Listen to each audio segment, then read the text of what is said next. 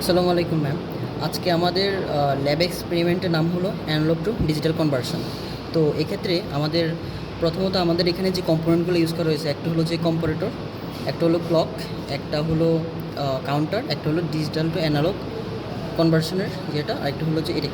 তো আমাদের এগুলো মেইনলি ইউজ হয়েছে। তো তাছাড়া আমাদের যে আমি প্রথমত যে আহ, মানে কনসেপ্টটা আমি জাস্ট আলোচনা করা ট্রাই করবো। দেন আমাদের একে একে যে আমরা এক্সপেরিমেন্টটা কীভাবে করছি ওইটা কানেকশানগুলো দেখানো ট্রাই করবো প্র্যাকটিক্যালি।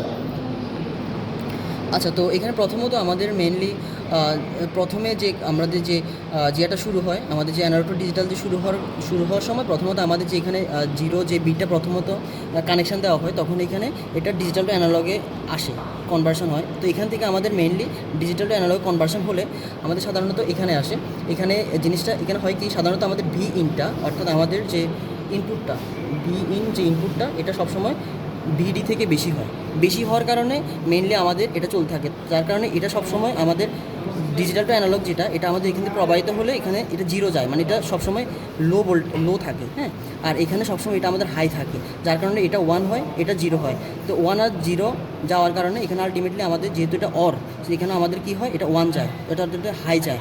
আর ক্লক সবসময় অন থাকে, এই জন্য ক্লক সবসময় ওয়ান, হাই।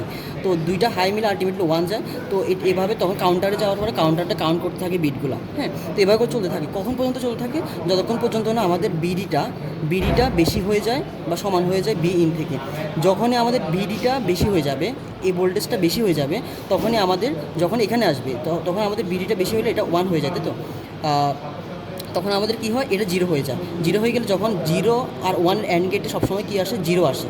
জিরো আসলে তখন কাউন্টারটা কাউন্ট করা অফ করে দেয়, যার কারণে আমাদের তখন বলে যে digital to analogue to digital conversion complete হয়েছে। তো এটা হলো যে মেন কনসেপ্ট, আমাদের এও চলতে থাকে।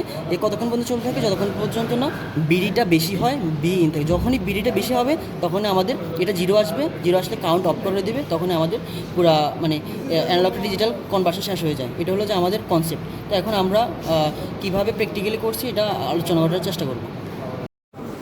তো তাহলে ম্যাম, এখন আমাদের র্যাম্প এডিসি সার্কিট তৈরি করার জন্য যে কম্পোনেন্টগুলো লাগবে সেগুলো হচ্ছে প্রথমে 555 টাইমার আইসি, এটা এখানে ইউজ করবো। এরপরে হচ্ছে বাইনারি কাউন্টার বানানোর জন্য 74LS93 আইসি এটা। এরপরে হচ্ছে কম্পারেটরের জন্য 741 আইসি। এরপর আমরা ইউজ করবো দুইটা রোধ, R1 R2 10 কিলো ওহম দুইটাই। এরপরে হচ্ছে এখানে চারটা 1 kilo ohm, 4 kilo ohm, 2 kilo ohm, তারপর এটা হচ্ছে 4 কিলো ওহম, আর এটা হচ্ছে 8 কিলো ওহম। এরপর একটা এখানে ক্যাপাসিটর R1 R2 এর সাথে একটা ক্যাপাসিটর, এটা হচ্ছে 10 মাইক্রোফ্যারাডে। এরপর এখানে এটা হচ্ছে 0.01 মাইক্রোফ্যারাডে। ম্যাম, তাহলে আমি এবার কানেকশনগুলো এক্সপ্লেন করব। আমরা প্রথমে টাইমার 555 আইসির 1 নাম্বার পিনটা গ্রাউন্ডে দিব, আর 5 নাম্বার পিনটা ক্যাপাসিটর দিব, সেখান থেকে আবার গ্রাউন্ডে কানেকশন দিব। তারপর 3 নাম্বার পিনটা আমরা বাইনারি কাউন্টারে 74LS93 এর সাথে 14 নাম্বার পিনের সাথে কানেকশন দিব। তারপরে আমরা যে টাইমার 55 আইসির 8 নাম্বার আর 4 নাম্বার পিনটা 5 ভোল্টের সাথে কানেকশন দিব, আর 7 নাম্বার পিনটা যে আমরা এখানে রোদ 10 কিলো ওহমের সাথে কানেকশন দিব, আর যে 6 নাম্বার আর 2 নাম্বার পিনটা আমরা R2 10 কিলো ওহমের সাথে কানেকশন দিব। সেখান থেকে আমরা আরেকটা কানেকশন দিব 10 মাইক্রোফ্যারাডে ক্যাপাসিটরের সাথে, সেখান থেকে আবার আমরা গ্রাউন্ডে একটা কানেকশন দিব। বাইনারি কাউন্টার, সেখানে আমরা দেখতে পাচ্ছি যে আমরা 2 নাম্বার আর 3 নাম্বার পিনটা, তারপরে আমরা এখান থেকে 11 নাম্বার পিনটা 1 কিলো ওহমের সাথে, 8 নাম্বার পিনটা 2 কিলো ওহমের সাথে, 9 নাম্বার পিনটা 4 কিলো ওহমের সাথে এবং 12 নাম্বার পিনটা 8 কিলো ওহমের সাথে কানেকশন দিব।